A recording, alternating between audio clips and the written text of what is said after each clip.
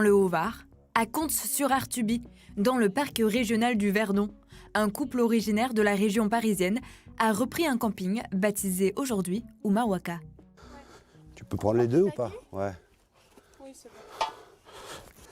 Vas-y, on va enlever ce poteau. Tu veux mettre où? On va le mettre tout sur le côté là-bas. J'ai souvent besoin d'elle pour déplacer des choses. Et on essaye de se débrouiller tout seul sans faire trop appel à des professionnels et on apprend le métier, quoi. Sinon, ça nous revient beaucoup trop cher. Il y a 2 ans à peine, Sonia et Eric étaient directeurs associés d'une agence immobilière à Brie-Comte-Robert, en Seine-et-Marne. Autant dire que rien ne laissait réellement présager la future activité du couple, un changement total de vie, doublé d'une formidable motivation. Ça a été la grande découverte. C'est bon, le bois, j'ai toujours aimé travailler un peu le bois, mais avec la vie qu'on avait avant, on n'avait pas trop le temps de bricoler. L'électricité, ça va, je maîtrise un peu. J'ai découvert la plomberie, tous ces métiers un peu où il faut tout faire soi-même pour réussir à faire des choses sympas à moindre coût. Des choses sympas à moindre coût, comme l'aménagement de cette roulotte que le couple a achetée d'occasion. En tout cas, Sonia et Eric ne ménagent pas leurs efforts. Avec les moyens du bord, il va falloir séduire les clients. Je me tiens juste au bout pour que je prenne ma cote. Hop, 174. C'est vrai que c'est l'esprit un peu glamping, donc qui a un peu tendance en ce moment. Donc là, je lui aménage un petit plancher. Ensuite, on va lui donner un petit coup de jeunesse en la repeignant. Et puis, on va amener l'électricité dedans pour un petit peu de confort, hein.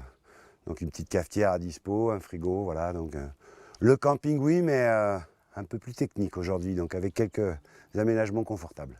Tu vois, il va ici. D'accord. Donc, il va falloir le couper là. Du confort en plein milieu de la nature.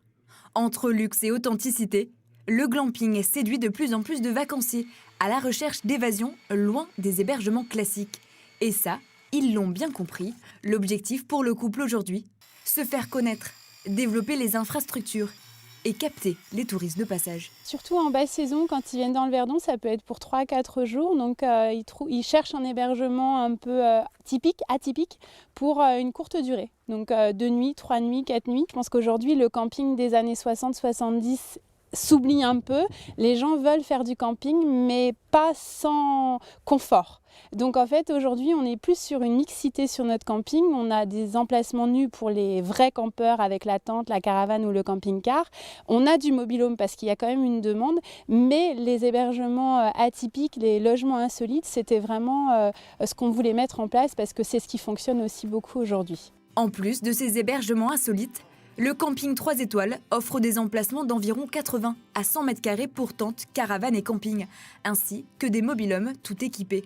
Le tout complété par une piscine ou encore un snack, des infrastructures qu'ils visent à développer et moderniser. Là, on voit l'aire de jeu, la piscine, donc celle-ci, on l'a mis temporairement parce qu'on attend des autorisations. On est dans une zone protégée, il y a la réglementation du parc, des bâtiments de France avec la chapelle qui est là-haut.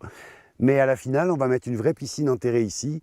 On est dans le Var, donc une zone sensible aux incendies. Donc il a fallu installer des robinets incendie armés, donc c'est un coût supplémentaire.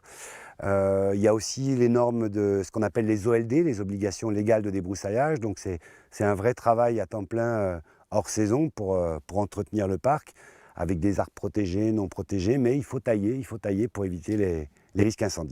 Pour le couple, pas question de farniente ni de barbecue. Ensemble, ils transforment peu à peu le camping tout en conservant sa dimension familiale. Et ici, donc, c'est notre partie cuisine snack où c'était avant un débarras en fait. Voilà. Donc on a tout refait du sol au plafond, on a tout créé. Et ça, ce sont les premières photos. C'était les photos de commercialisation quand nous avons acheté le camping. Donc avec les emplacements nus déjà à l'époque. Voilà. Il n'y avait rien du tout. Rien du tout. On a tout créé. Un projet ambitieux, beaucoup d'argent investi et quelques sacrifices. Aujourd'hui, ils n'ont aucun regret, mais le chemin fut long et parfois difficile. Ce qui a été difficile, c'est de venir dans une région qu'on ne connaissait pas, où on a du coup laissé notre famille, nos amis, enfin tout notre cercle familial et social, dans une région qu'on ne connaissait pas, dans un petit village qui vit énormément l'été, mais qui ne vit pas du tout l'hiver. Et ce rythme aussi, ce rythme de vie, ce rythme professionnel que nous avions à l'époque avec Eric à l'agence, où on travaillait du lundi au samedi quasiment 11 mois sur 12, quoi. Et là, on travaille vraiment pleinement 6 mois et 6 autres mois où on est un peu plus à la cool, quoi. Donc je dirais que c'est l'ensemble en fait qui a été pas difficile, mais il a fallu s'adapter. Effectivement, il a fallu s'adapter.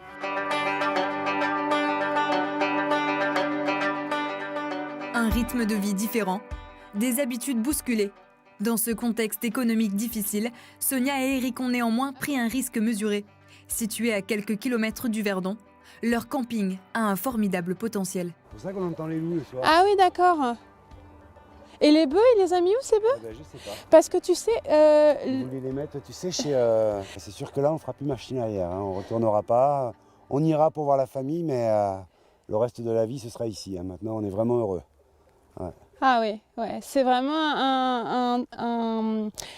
un rythme et un lieu qu'on a choisi pour une qualité de vie. Clairement, oui. Ouais. Un vrai retour aux sources. Un retour aux sources, un besoin de nature, d'authentique. C'est justement ce qui pousse beaucoup de Français à tout abandonner pour repartir à zéro. Et si le couple a quitté la vie citadine pour la vie à la campagne, c'est pour prendre le temps de vivre, tout simplement. Notre ancienne activité nous a puisé toute notre énergie. Donc là, on cherchait vraiment une qualité, une sérénité. Arrêtez de manger un sandwich sur un coin de bureau.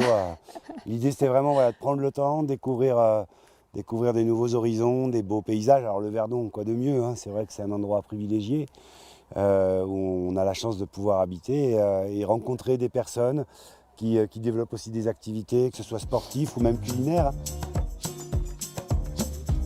Justement, pour se démarquer et attirer les clients, le couple mise sur plusieurs aspects.